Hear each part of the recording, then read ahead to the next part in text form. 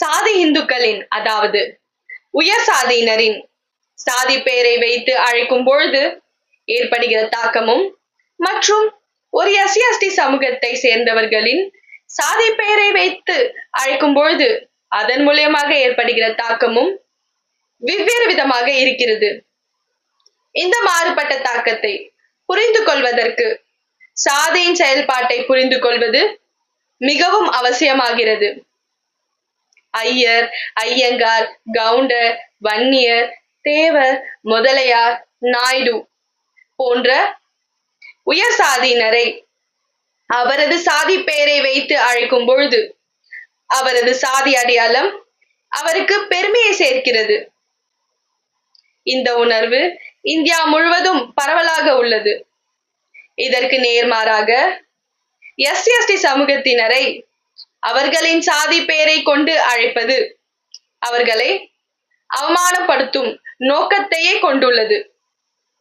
இது சமூக கலங்கத்தை நிலைநிறுத்துகிறது.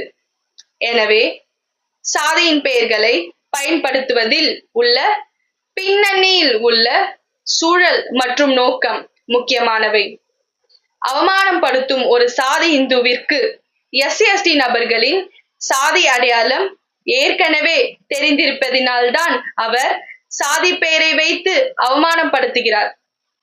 இது உயர் சாதியினரின் சாதிய வன்மத்தையே காட்டுகிறது. ஒருவேளை அவமானப்படுத்தும் நபருக்கு எஸ்சி சமூகத்தை சேர்ந்தவர்களின் அவமானப்படுத்தும் நோக்கம் இல்லை என்றால் இங்கு ஒரு முக்கியமான கேள்வியை நாம் எழுப்பப்பட வேண்டும். பிறகு எதற்கு சாதியின் பெயரை வைத்து இழிவாக அவமானப்படுத்தப்பட்டது என்று. இத்தருணத்தில் Swaran Singh vs state through standing council 2008 தீர்ப்பு பொருத்தமானவை. இந்த வழக்கு சமார் என்ற பட்டியல் சாதி பெயரை கொண்டு அழைப்பதை மையமாக கொண்டது.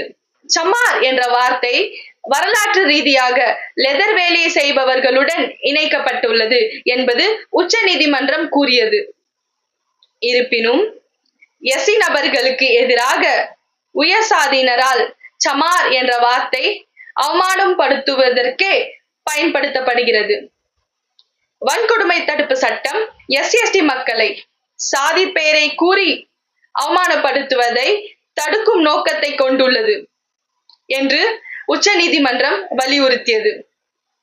சமார் என்ற வார்த்தை இழிவாக பயன்படுத்துவது எஸ்சி சட்டத்தின் கீழ் ஒரு குற்றமாகும். துரதிர்ஷ்டவசமாக ஸ்வரன் சிங் வழக்கின் தீர்ப்பை உயர் நீதிமன்றங்களும் உச்ச நீதிமன்றமும் எஸ்சி ஆக்டின் கீழ் வரும் செக்ஷன் 3(1)R மற்றும் செக்ஷன் 3(1)S கீழ் தாக்கல் செய்யப்பட்ட வழக்குகளில் பொருத்தி பார்ப்பதில்லை.